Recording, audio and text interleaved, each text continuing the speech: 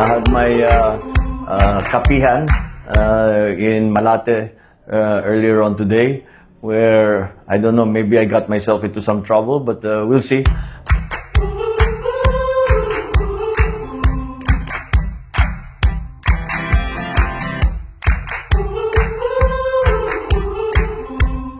Oh, if ever proclaimed vice president, what would you do and what would you undo?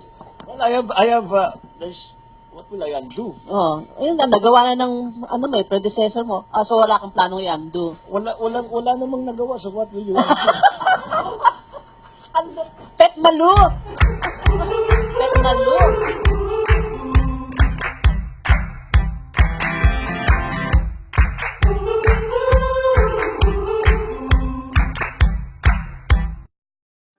And now we just finished off with my staff meeting, basically to set the schedule, put the things together, what are the plans are, what are the general plans. This is a staff meeting that we have every week.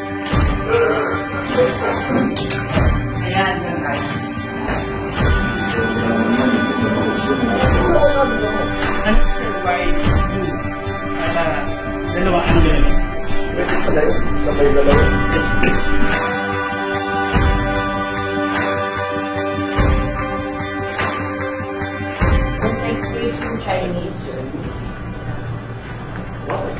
Sa cartoon, sir. Yung sa katabi ni ano.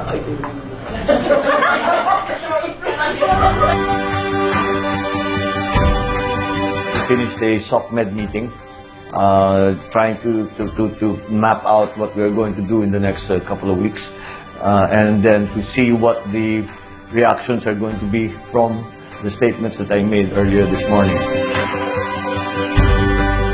So, humingi kami ng copy of ballot images. Ako, pinagbayad kami 7 million. Another 7 million?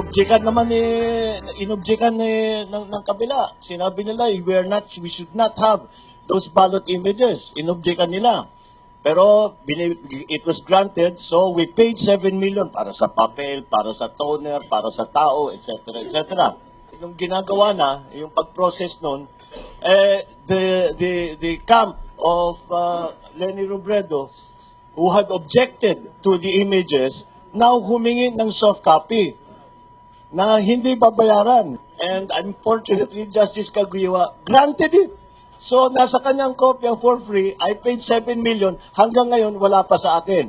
So, itong patuloy na ganito, parang sabi ko hindi na tama ito dahil I do not feel that we are getting justice in the tribunal thus far with these decisions of Justice Caguioa. Mga decision, yung pag may motion galing sa kabila, walang dalawa, 3 araw, 5 araw, tapos na, may decision na. Ako, magdadalawang taon na, hindi pa nagsisimula yung recount. Bakit ganun? Bakit naman ganun? Hindi na yata tama ito.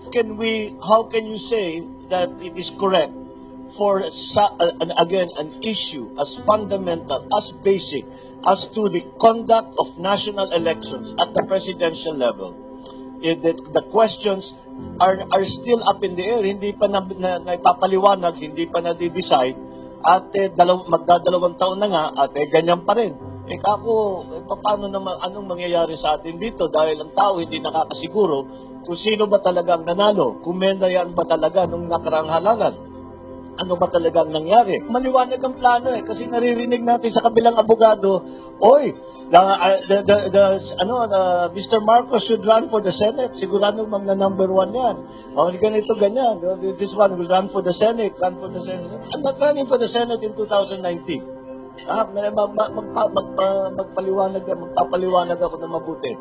I am not running for senator in 2019. Hindi ko titigilan itong protestang ito dahil tapat ang aking paniniwala na dinaya ako ng nakarang halalan at ipapalabas ko ang tunay na bilang ng boto nang malaman ng tao kung sino ba talaga ang pinili ng taong bayan para maging vice-presidente. Bakit ako tatakbo para senador? Nanalo na ako vice-presidente.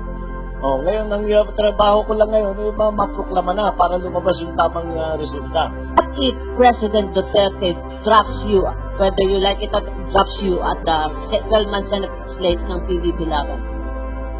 I will have to decline.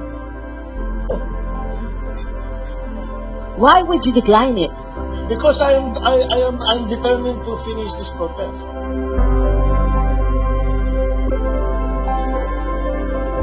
Now, we wanted to clarify some of the issues on the protest, and I think we were able to do it.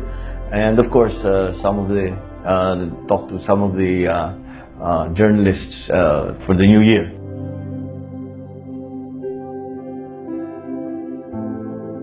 On the other side of the argument, they say that your popularity with millennials have something to do with the social media that you, Marcoses, are so active with and funding it daw allegedly.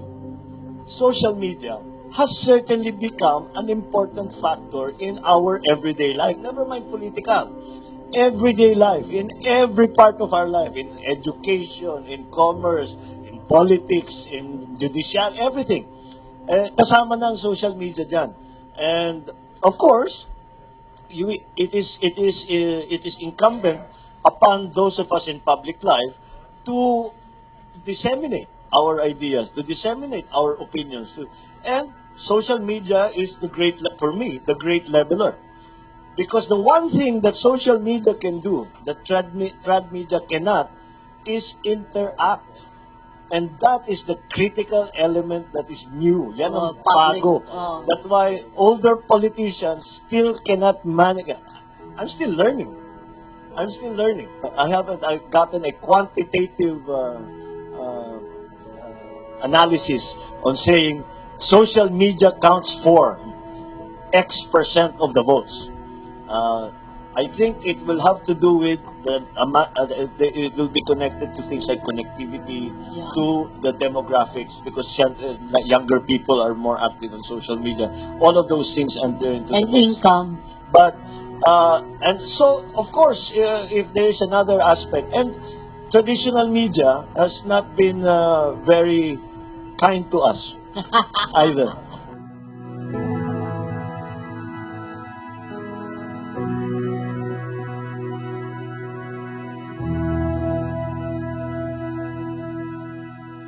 Traditional media have been opposed, have been detractors of mine.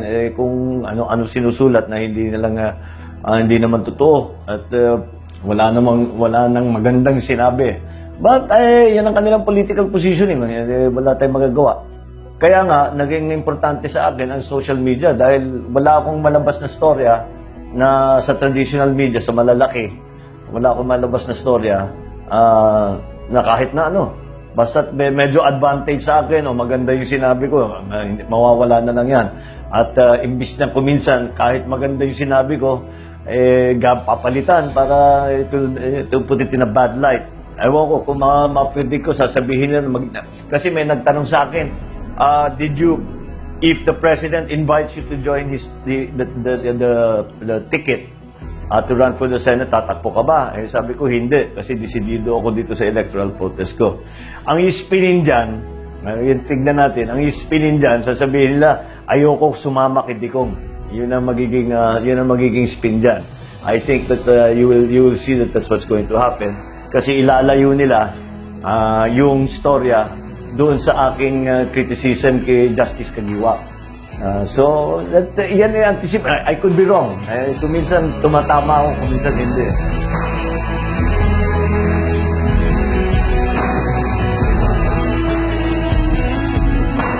It's not unexpected, but it's something that I have to deal with. That's why social media has become since it's become very important on its own, but it's also become very important for me because at least ito, ang social media, ang maganda sa social media talaga, it's not edited, usually it's even live stream. So walang retoke ang mga sinasabi. Of course, the most important part of it is may interaction, sumasagot ka agad ang tao.